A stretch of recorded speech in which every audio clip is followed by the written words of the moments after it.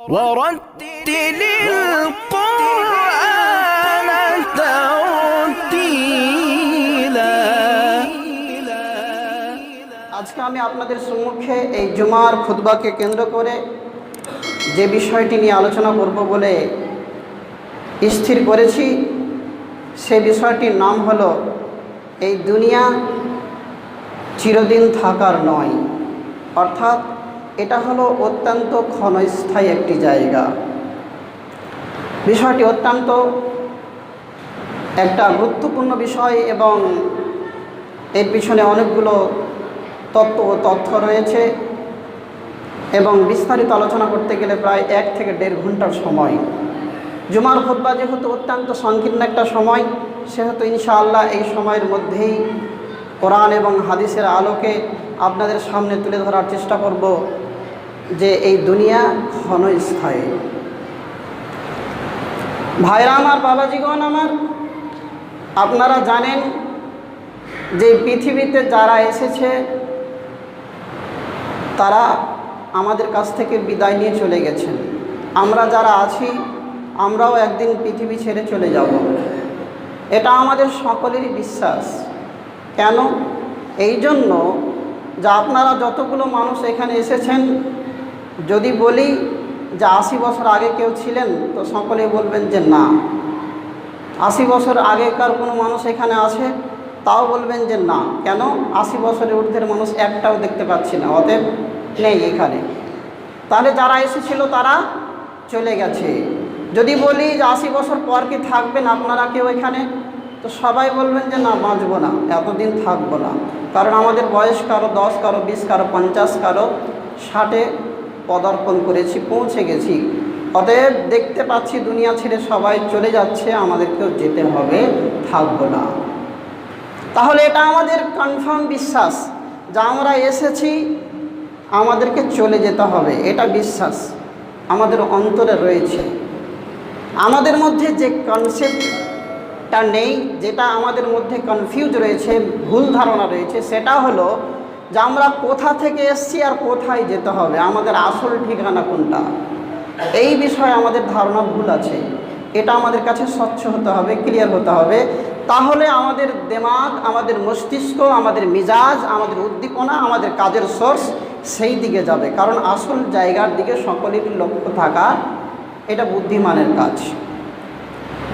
ভাইরা আমার, বাবাজি আমার, আমরা সকলেই আমাদের জীবন চক্রটা রয়েছে 6টি স্টেশন বা 6টি জায়গার উপরে ভিত্তি করে। আমরা সকলেই যতগুলো মানুষ পৃথিবীতে এসেছি, যতগুলো এসেছিল, যতগুলো আসবে, সকলকেই 6টি জায়গা অতিক্রম করতে হবে, 6টি স্টপেজে পৌঁছতে হবে। সেই 6টির মধ্যে একটি মাত্র জায়গা যেখানে আপনার আমল আছে, যেখানে আপনাকে নেকির কর্ম করতে হবে, যেখানে আমল আছে, পাপও আছে, সেটা হলো দুনিয়া। বাকি 5টি জায়গাতে কোনো আমল নেই, কোনো নেকির কাজ করতে হবে না, কোনো পাপও হবে না। তাহলে সেই কি জায়গা 6টি কি? 1 নম্বর, ভালো করে বুঝুন, কান খুলে শুনবেন, তাহলে আপনার দিমাগ খুলবে ইনশাআল্লাহ। 1 নম্বর জায়গা হলো আমরা সকলেই একটি জায়গাতে ছিলাম। সেই জায়গাটা কোন জায়গা? জান্নাতুল ফিরদাউস। আল্লাহ পাক রব্বুল আলামিন আদমকে প্রথমত বিভিন্ন জায়গার মাটির নিজাজ থেকে তৈরি করেছেন। আল্লাহ তাআলা সূরা মুমিনুর মধ্যে বলছেন, ওয়ালাকাদ খলাকনাল ইনসানা ফি সুলালাতিন মিন তিন। আমি আল্লাহ মানুষকে মাটির বিভিন্ন জায়গার নিজাজ থেকে তৈরি করেছি। সেই আদম আলাইহিস সালামকে তৈরি করার পর আদমেরই পিঠ থেকে সারা পৃথিবীতে যতগুলো মানুষ এসেছিল, আমরা এসেছি এবং আসব, সকলকেই আল্লাহ তাআলা তৈরি করেছেন। সকলকে বলতে সকলের বডিটা নয়, সকলের আত্মাকে। তাহলে জান্নাতে আমরা সকলে ছিলাম, সেই জান্নাতের স্টপেজে যেখানে আমরা সকলে একত্রিত ছিলাম, এবং অনেকেই এখন আছে যাদের আসতে বাকি আছে, এবং অনেকেই চলে এসেছেন, বিগত হয়ে চলে গেছেন। সেই জগৎটার নাম হলো রুহের জগৎ। রুহ মানে আত্মা, আত্মার জগৎ। তাহলে আমরা সকলে আত্মার জগতে ছিলাম, সেটা একটা থাকার জায়গা। আল্লাহ পাক রব্বুল আলামিন কোরআন মাজিদের মধ্যে অগণন জায়গায় বলেছেন ইউরজাউন, কোনো জায়গায় বলেছেন তুরজাউন, মানে আমার কাছে ফিরে আসতে হবে, আল্লাহ তাআলা বলেছেন। তাহলে আমাদের থাকার জায়গা কোথায়? আমরা এসেছি কোথা থেকে? জান্নাত থেকে। আল্লাহ বলছেন তোদেরকে আবার আসতে হবে। তাহলে এই জায়গাটা আমরা এসেছি কেন? এটা এসেছি একটা আল্লাহ পাক রব্বুল আলামিন দুনিয়ার বাজারে পাঠিয়েছেন। উদাহরণ দিলে বুঝবেন। যেমন মনে করুন আমি যদি বলি মোদাব্বিরুল ভাই তুমি একটা গাড়ি নিয়ে বাইক নিয়ে অমুকের বাড়ি থেকে নিয়ে যাও, দেও কালিয়াচক থেকে বাজার করে নিয়ে এসো। তাকে আমি একটা লিস্ট দিলাম, তাকে লিস্ট বানিয়ে দিলাম, একটা পুরছা দিলাম যে এই সামানগুলো নিয়ে আসবে, এবং গাড়িটি যার বাড়িতে নিয়ে এসছো তার বাড়ির গাড়ি নয়, এটা অন্যজনের গাড়ি, অতএব আর এক জায়গাতে রেখে চলে আসবে। মনে করুন বললাম গাড়িটি নিয়ে যাবে জুম্মান সর্দারের বাড়ি থেকে, আর যখন আসবে তখন কি বলে আপনার সেই আমাদের ক্যাশিয়ার সাহেবের বাড়িতে রেখে দেবে, কারণ গাড়িটি তার। ঠিক সেই রকম আল্লাহ পাক রব্বুল আলামিন আমাদেরকে আল্লাহ পাক রব্বুল আলামিন জান্নাত থেকে পাঠিয়েছেন। এই দুনিয়াতে একটা গাড়ি আমরা পেয়েছি প্রথমত। কোথায়? সেই গাড়িটা কোনটা? সেটা হলো বডি। মনে করুন এইটা বডিটা হলো একটা গাড়ি, এর ইঞ্জিন হলো রূহ, আত্মা। আল্লাহ পাক রব্বুল আলামিন রূহকে পাঠাচ্ছেন কোথায়? প্রথমত প্রথম স্টপেজ আপনার এই দুনিয়ার জগতের, সেটা হলো মায়ের পেট। মায়ের পেটে এসে আমরা আমাদের এই বডি পেয়েছি। তাহলে এই বডিটা কোথাকার? এই দুনিয়ার। বডি কিন্তু জান্নাতের নয়, বডি আখেরাতের নয়, বডি পরকালের নয়।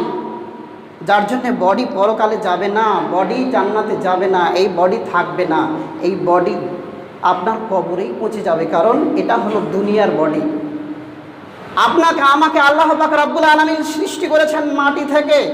আমার আপনার সকলেরই মা এই মাটির ফল ফুল শাক সবজি সমস্ত রকম খেয়ে তাদের শরীরে রক্ত তৈরি হয়েছে।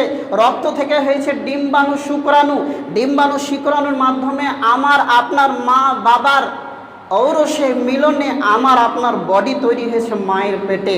আল্লাহ পাক রব্বুল আলামিন সে কথাও কোরআন মাজিদের মধ্যে সূরা মুমিনুনে স্পষ্ট করে বর্ণনা করেছেন। জি, যে আমি আল্লাহ তোমার মায়ের পেটে এইভাবে তৈরি করেছি। প্রথমে ছিলে তুমি একটা বীর্য, তারপরে ছিলে তুমি হলে রক্তপিণ্ড, তারপরে হলে গোস্তের লুথরা, তারপরে হলে হাড্ডি, তারপরে আমি আল্লাহ 120 দিনের মাথায় তোমাকে ওই জান্নাত থেকে রূহটা পাঠিয়ে দিলাম তোমার মায়ের পেটে। এই পরে তোমার এই পুতলা, এই বডি, এই স্ট্রাকচার, এই ক্যাবিনেটটা মায়ের পেট থেকে তুমি নিলে। মনে করুন এটা একটা গাড়ি, এই গাড়ি নিয়ে আল্লাহ দুনিয়াতে পাঠালেন সামান নিতে, যে বাজার করতে। সেই বাজারের পুরচা কি? সেই বাজারের পুরচা হলো কোরআন। আল্লাহ পাক রব্বুল আলামিন গাইড লাইন দিয়েছেন, পুরচা দিয়েছেন, একটা লিস্ট দিয়েছেন কোরআনে কি কি দুনিয়াতে করবে, কি কি করবে না, কোনটি তোমার জন্য হালাল, কোনটি তোমার জন্য হারাম। তাহলে দুনিয়া কয় নম্বর স্টপেজ হলো? 3 নম্বর স্টপেজ। 2 নম্বর স্টপেজ ছিল মায়ের পেট। মায়ের পেটে নেকি নেই, গুনাহ নেই। জান্নাতে রূহের জগতে নেকি নেই, গুনাহ নেই। এই দুনিয়াতে রয়েছে নেকি এবং পাপ। কেন? এই দুনিয়াতে আল্লাহ পাক রব্বুল আলামিন পাঠিয়েছেন। আল্লাহ তাআলা বলছেন ওমা খালাকতুল জিন্না ওয়াল ইনসা ইল্লা লিয়াবুদুন, আমি জিন এবং ইনসানকে এই জন্য সৃষ্টি করেছি যে তারা আমার ইবাদত করবে। আর ইবাদত কাকে বলে? ইবাদত বলা হয় আল্লাহ যা করতে বলেছেন সেটা করা, যা নিষেধ করেছেন তা থেকে বিরত থাকা। মনে করুন মদ খেতে আল্লাহ হারাম করেছেন, মদ খাবেন না, নেকি পাবেন। মদ খেতে গেলে আপনি পাপাচার হবেন। জান্নাত আপনি এমনি পাবেন। আল্লাহ বলেছেন তুমি সালাত কায়েম করবে, একবার নয় 82 বার প্রায়। সালাত কায়েম করলে আপনি নেকি পাবেন, সালাত ছাড়লেই পাপ হবে। অতএব এই দুনিয়াতে যতগুলো কর্ম আল্লাহ করতে বলেছেন সেটা করা, যা থেকে নিষেধ করেছেন সেটা থেকে বিরত থাকার নাম হলো ইবাদত। ইবাদতের জন্য আল্লাহ দুনিয়াতে পাঠিয়েছেন। এটা একটা বাজার করতে মনে করুন। উদাহরণ দিয়ে ভালোভাবে বুঝুন। এই দুনিয়াতে রয়েছে নেকি এবং পাপ। এখানে আপনি গুনাহও করবেন, নেকিও করবেন। এই বাজার যখন করা হয়ে যাবে, এই বডিটাকে আপনাকে রেখে চলে যেতে হবে জমিনেই, কারণ এই বডি আপনার নয়, এটা জান্নাতের নয়, এটা জমিনেরই বডি, মাটির বডি। এই বডিতে যত রকমের অসুখ হয়, যত রকমের ডিজিজ হয়, যত রকমের জীবাণু আক্রান্ত করে, সবের ওষুধ পাওয়া যায় কোথায়? মাটিতে। এই বডির খোরাক পাওয়া যায় কোথায়? মাটিতে। এই বডিতে যত রকমের সমস্যা দেখা দেয় সবই হয় মাটি থেকেই পাওয়া যায়, আর মাটির নির্যাসে এই বডি তৈরি হয়েছে। অতএব এই বডিকে আবার দুনিয়াতে রেখে চলে যেতে হবে যখন আপনার শেষ খাবার পাবেন। বলবেন শেষ খাবার কি? দুনিয়ার শেষ খাবার হলো মৃত্যু। মৃত্যু। মানুষ কোনোদিন মরে না, মানুষ শেষ খাবার খায়। বলবেন কি কথা, আজব বক্তব্য শুনছি, এরকম তো শুনিনি। যে আল্লাহ পাক রব্বুল আলামিন পরিষ্কার বলেছেন কুল্লু নাফসিন যায়িকাতুল মাউত, তোমাদের প্রত্যেককেই, যার মধ্যে আত্মা রয়েছে, নাফস রয়েছে, তাকে মৃত্যুর স্বাদ আস্বাদন করতে হবে। মৃত্যুর স্বাদ আপনি গ্রহণ করবেন, আপনি মরে যাবেন না। আপনি শেষ মৃত্যু খাবার খেলেন, আপনার আত্মা চলে গেল কোথায়? সেই ইল্লিন যদি নেককার হন, আর যদি আপনি বদকার হন তাহলে চলে যাবে সিজ্জিন।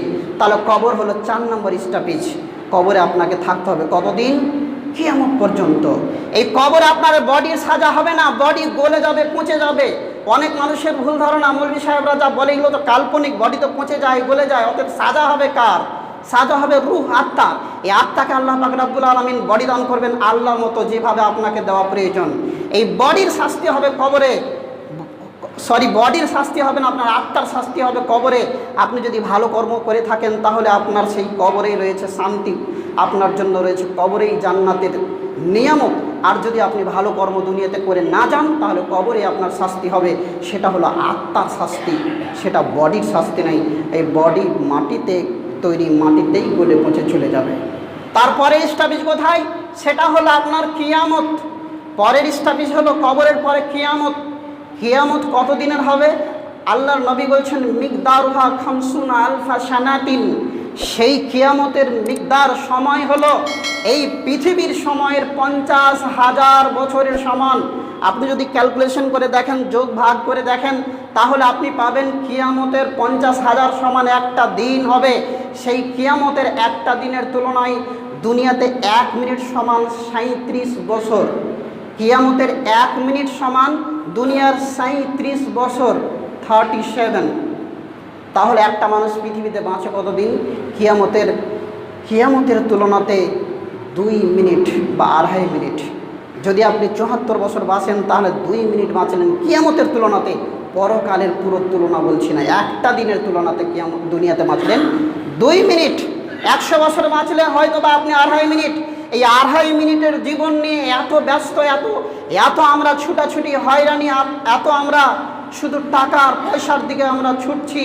আখেরাতের আমরা কোনো দিনই কল্পনাই করি না যে কিয়ামতে 50,000 বছরের সমান একটা দিন অতিবাহিত করতে হবে। সেদিন আমাদের অবস্থা কী হবে? এই দুনিয়াতে কিয়ামতের তুলনায় আমরা বাঁচছি কতদিন? দিনের কোন প্রশ্নই আসে না, সেটা হচ্ছে মিনিট। 2 মিনিট বা 1 মিনিট বা তার চাইতে অনেক কম। অনেক মানুষ যারা 37 বছরও বাঁচে না। তাহলে এত সংকীর্ণ একটা সময়, এত সংকীর্ণ সময়ে আমরা আখেরাতে কোনো তুলনাই করি না, আখেরাতের দিকে আমরা ভাবি না, দুনিয়া নিয়ে ব্যস্ত রয়েছে। যার জন্য আপনাকে ভাবার খোরাক দিলাম। উদাহরণ ছিল কি, যে আমি মোদাব্বিরুলকে পাঠালাম জুম্মান সর্দারের বাড়ি থেকে বাইক নিয়ে কালিয়াচকে বাজার করতে। বাজার করে এসে গাড়িটা দিতে বলেছিলাম তাফজুল ক্যাশিয়ারের বাড়িতে, কারণ গাড়িটা হলো তার, এর নয়। ঠিক সেই রকম আল্লাহ বলছেন, ওরে পৃথিবীর মানুষ শুনে নাও, আমি তোমাকে মায়ের পেটে একটা গাড়ি দিলাম, গাড়ি নিয়ে দুনিয়াতে গিয়ে তুমি বাজার করবে। সে বাজারের কুপন হলো, সে বাজারের চিট হলো কোরআন। কোরআনের মতো জীবন যাপন করে নিয়ে আসবে। আর এই বডি যেটা দিলাম তোর মায়ের পেটে, এটা তোর মায়ের নয়, এটা হলো মাটির। অতএব মাটিকে দিয়ে আসবি, কবরে দিয়ে আসবি, দিয়ে আমার কাছে এসে হিসাব দিবি। যে সকলকে হিসাব দিতে হবে, তাকে হিসাব দিতে হবে যদি আমি তাকে বাজার পাঠাই। ভালোভাবে বুঝুন। আমার আল্লাহ তাআলা বলছেন, ইয়া আইয়ুহাল্লাযীনা আমানু মা লাকুম ইযা কিলা লাকুম ইনফিরু ফি সাবিলিল্লাহ। আমার আল্লাহ তাআলা বলছেন, ওরে ঈমানদারেরা, তোদের কি হলো? তোদেরকে যখন বলা হয় তোরা বেরিয়ে যাও আল্লাহর রাস্তায়। ভাইরা আমার, বন্ধুরে আমার, আমি আপনি কখন বলি তোদের কি হলো? কখন বলি? যখন আমি আমার ছেলেকে বলি, ও বেটারে যাও কালিয়াচক থেকে ওষুধটা নিয়ে এসো, ও বেটা যাও একটু ডিলারের কাছ থেকে মালটা নিয়ে এসো, ও বেটা যাও একটু অমুকের কাছে মালটা পৌঁছে দিয়ে আসো। যদি আমার ছেলে কথা না শুনে, তখন আমি তাকে রেগে গিয়ে বলি, ওই তোর কি হলো, তুই কেন শুনিস না? আমার আল্লাহ তাআলা ঠিক একইভাবে ধমক দিয়ে বলছেন, ইয়া আইয়ুহাল্লাযীনা আমানু মা লাকুম। ওরে পৃথিবীর ঈমানদার যারা নিজেকে ঈমানদার বলে দাবি করো, বলো তোদের কি হলো? তোদের কি হলো বল? তোদেরকে যখন ডাকা হয় হাইয়া আলাস সালাহ, নামাজের দিকে চলে এসো। যখন তোদেরকে ডাকা হয় রোজার দিকে চলে এসো। রোজা তোদের জন্য ফরজ করা হয়েছে, অতএব রোজা কায়েম করো। রোজা তোমরা পালন করো। যখন তোদেরকে ডাকা হয় হজের দিকে, টাকা থেকেও তোরা কেন হজ করিস না বল? তোরা সুস্থ সবল শরীর রেখেও কেন নামাজ পড়িস না বল? তোদের টাকা সম্পত্তি থেকেও কেন যাকাত দিস না বল? তোরা কেন সিয়াম পালন করিস না বল? আল্লাহ তাআলা বলছেন, যখন তোদেরকে যুদ্ধের ময়দানের দিকে যখন ডাক দেওয়া হয়, দিন বাঁচানোর জন্য, ইসলাম বাঁচানোর জন্য, তোদের কি হলো? তোরা কেন বের হস না বল? যার জন্য আল্লাহ তাআলা বলছেন, ইয়া আইয়ুহাল্লাযীনা আমানু মা লাকুম ইযা কিলা লাকুম ফিরু ফি সাবিলিল্লাহ। ওরে পৃথিবীর মানুষ রে, যখন তোদেরকে ডাক দিয়ে বারবার বলা হয় বেরিয়ে যাও আল্লাহর রাস্তার দিকে, তোদের কি হলো? তোরা কেন বের হস না বল? কি জবাব দিবেন? যে কেন নামাজ পড়িসনি, কেন রোজা করিসনি, কেন যাকাত দিসনি, কেন টাকা থেকে হজ করিসনি? আল্লাহ যদি প্রশ্ন করেন কি উত্তর দিবেন বলেন? দিতে পারবেন? কোনো পথ আছে? কোনো জবাব আছে? আল্লাহ আপনাকে প্রশ্ন করবেন না? পৃথিবীতে পাঠিয়েছেন, আল্লাহকে আপনাকে এমনি ছেড়ে দেবেন? জি না, এটা কখনোই হতে পারে না। তারপরে আমার আল্লাহ তাআলা বলছেন, আসাকালতুম ইলাল আরজি। ওরে পৃথিবীর মানুষ রে, তোরা পৃথিবীর জমিনটাকে আঁকড়িয়ে ধরে রয়েছিস। তোরা মনে করছিস এটাই হলো আমাদের আসল ঠিকানা, এখানেই মজমাস্তি করতে হবে, এখানেই বেশি বেশি টাকা অর্জন করতে হবে, এখানেই সুখ কেড়ে নিতে হবে, এখানেই সুখে থাকতে হবে। আল্লাহ তাআলা বলছেন, আসাকালতুম ইলাল আরদি, তোরা এই জমিনটাকে আঁকড়িয়ে ধরে রয়েছিস। আরাজিতুম বিল হায়াতিদ দুনিয়া মিনাল আখিরাতি। ওরে পৃথিবীর মানুষ বল, তোরা কি আখিরাতের তুলনাতে এই দুনিয়ার জীবন পেয়ে কি তোরা রাজি রয়েছিস? বল, তোরা কি দুনিয়ার জীবনেই খুশি রয়েছিস? আখিরাতের সেই চিরস্থায়ী জীবনকে, সেই চিরস্থায়ী জীবনের মুখে লাথি মেরে দিয়ে তোরা দুনিয়ার জীবনেই কি রাজি খুশি রয়েছিস? বল, আরাজিতুম বিল হায়াতিদ দুনিয়া মিনাল আখিরা। বল, তোরা কি আখিরাত নিবি না তোরা দুনিয়ায় রাজি হয়ে যাবি? বল। আল্লাহ তাআলা বলছেন যে তোরা আখিরাতের তুলনাতে দুনিয়াতে কি রাজি রয়েছিস? তাহলে শুন, ভালোভাবে শুন, তোরা এই দুনিয়াতে যে এত মজ মাস্তি করতে চাচ্ছিস, এটা কতদিনের দুনিয়া? আল্লাহ বলছেন, আল্লাহ তারপরে বলেন, ফামা মাতাউল হায়াতিদ দুনিয়া ফিল আখিরাতি ইল্লা কালিল। ওরে জেনে রাখো, এই দুনিয়ার জীবনটা হলো আখিরাতের তুলনায় সামান্য থেকে সামান্য। এই দুনিয়ার জীবনটা আখিরাতের তুলনাতে কিছুই নেই। অতএব তোরা দুনিয়ার জীবন পেয়ে কি রাজি আছিস? আখিরাত বলে একটুকু ভাববি না? আখিরাতের কিছু করে যাবি না? সেখানে থাকবি কি নিয়ে? আমার কাছে যে তোদেরকে ফিরে আসতে হবে, তোরা কি জবাব দিবি আমার কাছে? আল্লাহ পাক রব্বুল আলামিন বলছেন, জি, আল্লাহ পাক রব্বুল আলামিনের নবী বলছেন, বুখারী শরীফের হাদিসটি মিশকাতে রয়েছে, হাদিস নাম্বার 5155।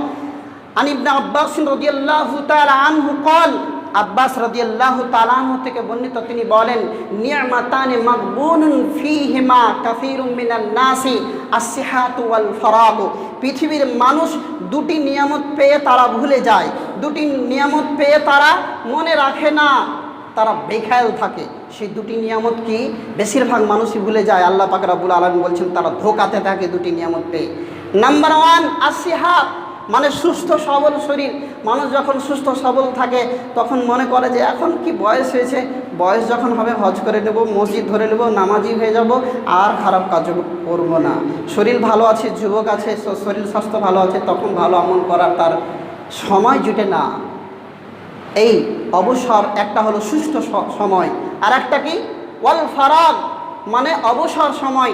যখন সময় আছে তখন সেই সময়টাকে অতিবাহিত করে দেয়, আর যখন সে ব্যস্ততার জীবনে যখন পদার্পণ করে তখন সে বাহানা করে যে সময় পাই না, দোকান চালাই, বিজনেস করি, ব্যবসা করি, এই করি সেই করি, বলে নামাজ পড়া হয় না বলে সাহেব। আল্লাহ পাক রব্বুল আলামিনের নবী বলছেন, মানুষ দুটি নিয়ামত পেয়ে সব সময় তার আত্মভোলা হয়ে থাকে, ধোঁকাতে থাকে। নবী কি বলেছেন শুনুন। এই দুনিয়ার জীবনটা জাবির রাদিয়াল্লাহু তাআলা আনহু থেকে বর্ণিত, আল্লাহ নবী বলছেন যে আমি একদিন সাহাবী সঙ্গীকে নিয়ে রাস্তা দিয়ে চলছি। সাহাবী বলছেন আমাদেরকে নিয়ে রাস্তা দিয়ে চলছেন নবী। রাস্তায় চলতে চলতে দেখলেন একটি ছাগলের বাচ্চা যার কান কাটা মরা। নবী বলছেন সেই সাহাবীদেরকে, ও আমার সঙ্গী সাথী শোনো, তোমরা কি এই ছাগলটাকে কেউ 1 দিরহামের বিনিময়ে ক্রয় করে নেবে? কেউ কি কিনে নেবে? সাহাবীরা বলছেন, ইয়া রাসূলুল্লাহ, 1 দিরহাম তো দূরের কথা, বিনা পয়সাতেও নিতে রাজি হব না, কারণ এটা তো মরা ছাগল। নবী বলছেন, সাহাবীরা শোনো, এই একটি মৃত্যু ছাগল, কান কাটা ছাগলের যা মূল্য রয়েছে আল্লাহর নিকটে দুনিয়ার মূল্য এর চাইতেও অনেক গুণে কম। একটা হাদিস। আর একটা হাদিস শুনুন, আল্লাহ নবী বলছেন, শোনো, এই আখিরাত জান্নাতের তুলনা দুনিয়ার সঙ্গে শোনো কেমন। নবী বলছেন, তোমাদের মধ্যে কেউ একজন গেল সমুদ্রেতে গিয়ে তার আঙুলটাকে এভাবে ডুবিয়ে ওঠালো, তার আঙুলে যতটুকু জল রয়েছে সেই জলের তুলনা যেমন সমুদ্রের পানির সঙ্গে করা যায় না, ঠিক সেই রকম এই দুনিয়ার জীবনের সঙ্গে আখিরাতের তুলনা করা যায় না। তাহলে সামান্য জীবন পেয়ে আপনি এত মौज মাস্তি কেন? এত কেন মौज মাস্তিতে মেতে রয়েছে আমরা? আল্লাহর নবী বলছেন, আবু হুরায়রা রাদিয়াল্লাহু তাআলা আনহু হতে বর্ণিত, তিনি বলেন, আবু হুরায়রা রাদিয়াল্লাহু তাআলা আনহু قال রাসূলুল্লাহ সাল্লাল্লাহু আলাইহি ওয়াসাল্লাম, আদ-দুনিয়া সিজনুল লিল মুমিনি ওয়াল জান্নাতুল কাফিরি। এটাও মুসলিম শরীফে রয়েছে, হাদিসটি রয়েছে মিসকাতে, হাদিস নাম্বার 5158 নম্বর হাদিস। আল্লাহ নবী বলছেন, এই দুনিয়াটা হলো মুমিনের জন্য জেলখানা। জেলখানাতে মানুষ স্বাধীনভাবে ঘুরতে পারে, চলতে পারে? জি না। তাহলে মুমিনের জন্য পৃথিবীটা হলো জেলখানা, আর কাফিরের জন্য দুনিয়াটা হলো জান্নাত। জান্নাতে যেমন আপনি মौज মাস্তি করবেন, জান্নাতে নেকিও করতে হবে না, পাপও হবে না। জান্নাতে নামাজ রোজা কিছুই করতে হবে না, শুধু মাস্তি আর মাস্তি। পৃথিবীতে যারা আল্লাহর মন মতো চলবে, রবের মন মতো চলবে, তারা আখিরাতে নিজের ইচ্ছা খুশি মতো চলতে পারবে। যারা পৃথিবীতে নিজের ইচ্ছা মতো চলবে, তারা আখিরাতে রবের মন মতো চলতে হবে। অতএব আখিরাতটা শুধু রয়েছে আনন্দের জায়গা, জান্নাত রয়েছে আনন্দের জায়গা। আর সেই জান্নাত পাবে কারা? যারা দুনিয়াতে আল্লাহর দেওয়া ওই বিধান অনুযায়ী যারা আমল করে যাবে, তারাই ফিরে যাবে আসল জায়গাতে। বলছিলাম, এই দুনিয়াটা হলো মুমিনের জন্য জেলখানা। অতএব আপনি স্বাধীনভাবে পৃথিবীতে চলতে পারেন না। এই পৃথিবীতে আপনাকে মানুষের দুটি নীতি মেনে চলতে হবে। একটি হলো আমার আপনার সকলেরই স্রষ্টা রব আল্লাহ, তিনার নীতি মেনে চলতে হবে। 2 নম্বর হলো নবী মুহাম্মদ মুস্তাফা বলুন সাল্লাল্লাহু আলাইহি সাল্লাম, অর্থাৎ হাদিস এবং কোরআনের নিয়ম নীতি মেনে আপনাকে জীবনযাপন করতে হবে।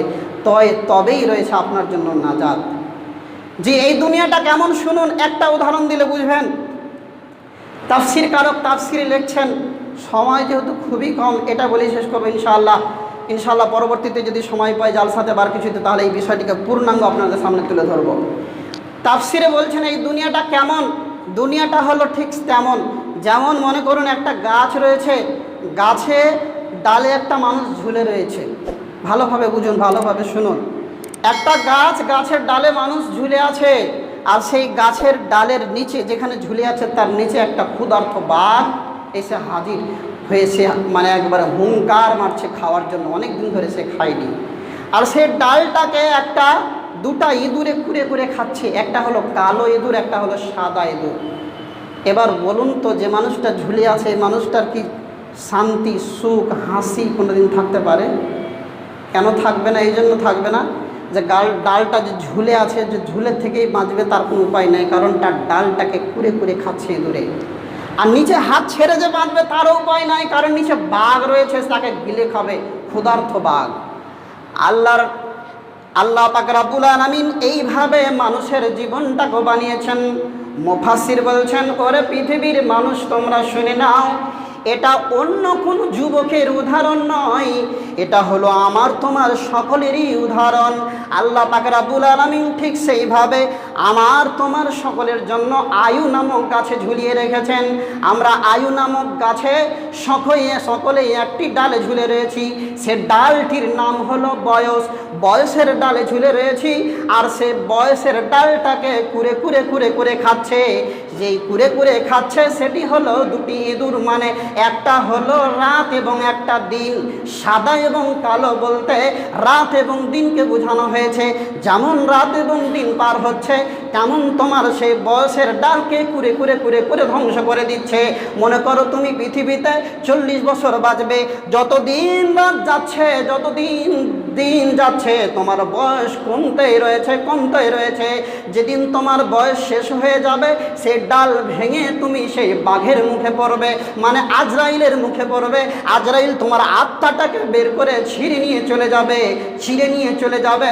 তুমি পৃথিবীতে তোমার জন্য মাস্তির জায়গা নয়, পৃথিবী তোমার আসল জায়গা নয়। এই তোমার আয়ু নামক গাছে, বয়স নামক ডালে, সে ডালকে ইঁদুর বলতে, সে রাত দিন নামক দুটি ইঁদুরে কুরে খাচ্ছে। বাঘ মানে সেই আজরাইল তোমাকে গিলে নেবে। অতএব তোর এই পৃথিবীর জীবনটা হাসি খুশি মাস্তির জীবন নয়। এই পৃথিবী হলো তোর জন্য ইবাদতের জগৎ জীবন, তোর জন্য আমলের জীবন। তোকে আমল করে পৃথিবী থেকে যেতে হবে, তবেই রয়েছে তোর আখেরাতে শান্তি আর শান্তি। নচেত তোকে এই পৃথিবীর জ্বালা যতনা সহ্য করে আবার তোকে সেই কিয়ামতের দিন, সে 50,000 বছরের দিনে শাস্তি ভোগ করে চির অনন্ত জীবনের জন্য জাহান্নামের আগুনে তোকে দাউ করে জ্বলতে পড়তে হবে। অতএব পৃথিবীর মানুষ ভুলে যাস না, ইন্না লিল্লাহি ওয়া ইন্না ইলাইহি রাজিউন। তোরা সকলেই আমার জন্যই আর আমার নিকটেই তোদের সকলকেই ফিরে আসতে হবে। অতএব আমরা আশা করছি বুঝতে পেরেছি পৃথিবীটা হলো খুবই ক্ষণস্থায়ী। আল্লাহ যেন আমাদের দেমাগে ভালোভাবে বুঝার তৌফিক দান করেন, সকলে বলুন আমিন।